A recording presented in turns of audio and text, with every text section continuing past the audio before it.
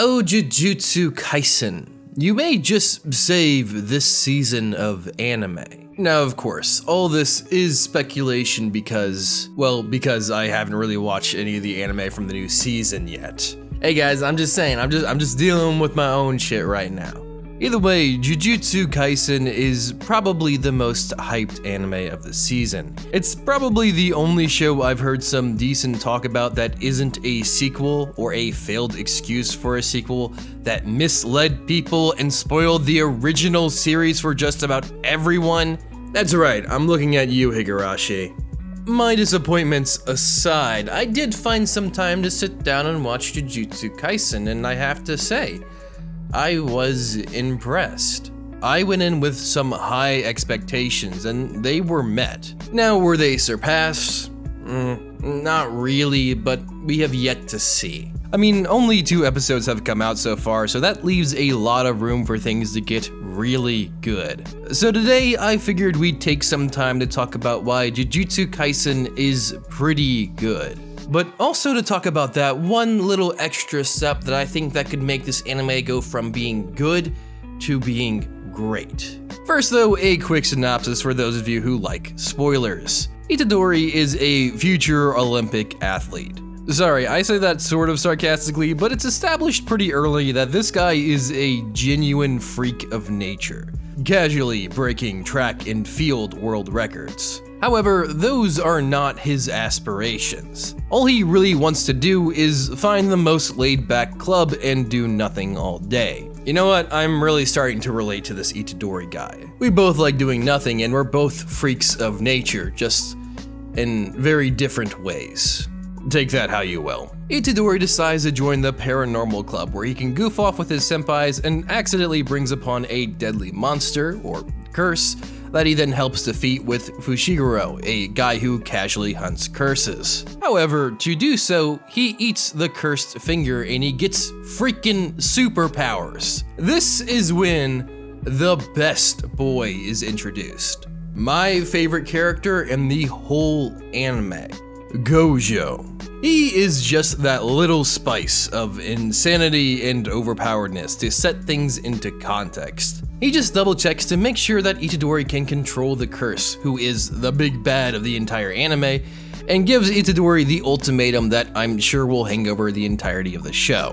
Die now at Gojou's hands, or work for Gojou to hunt down the other 19 curses, consume them, and then die at Gojou's hands. Pretty straightforward, honestly. After that, he joins some school where he'll be trained to fight curses, and that's about all there is now. So now we finally move into the speculation zone. So far, this show is pretty unoffendable. The main selling feature to me is the art and the characters. The fight scenes are gorgeous and fun to watch, and the characters who have been introduced so far have really good chemistry and seem interesting. Now, I'm obviously a big fan of Gojou because he's insane, but Itadori as a character in himself has been pretty fun. He feels weirdly disjointed. He doesn't seem too terribly offended by the idea of dying. And Fushiguro seems like the character who just really doesn't want to be there because he just always pulls the short end of the stick. He feels like he's going to be the fun, deadpan character.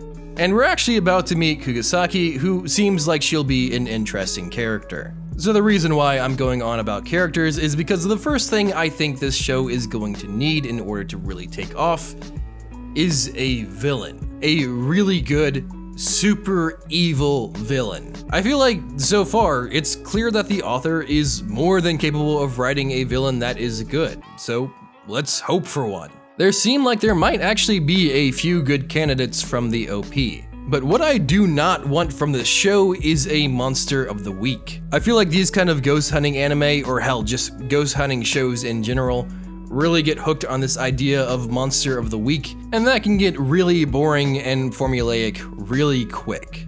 This show needs a Hisoka, a Bone Druid, or hell, I'd even take a Shigaraki. But just a good, really well-rounded, but still super evil villain. Hell, I think at this point in the story, you could probably even pull a King Bradley for those of you in the know. As for the second thing this anime needs, I think it needs to be a good but dark story. I think the anime so far has been pretty lighthearted. Sure, his grandfather died, but it was a natural death and more so a plot point to push the characters forward. Other than that, this show really hasn't been all that negative. Itadori has saved his friends' lives, and for better or worse, no one has been morbidly injured. But I think to really push this anime to the next level, it's got to go dark. I think a great way to sell that is to have someone die on their very first mission. Have whoever they're trying to save from the curse not be saved and make that shit brutal.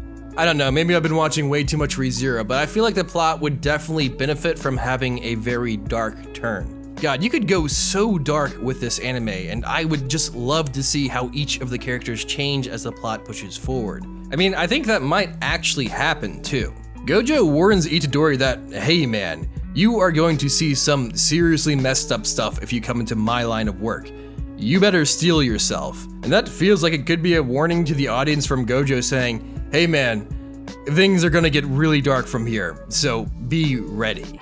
So yeah, Jujutsu Kaisen has really impressed me so far. I feel like this anime is just getting warmed up and it's already got my attention. I think this show can and might just turn into something crazy good. All we have to do is hope that Gojou is telling the truth.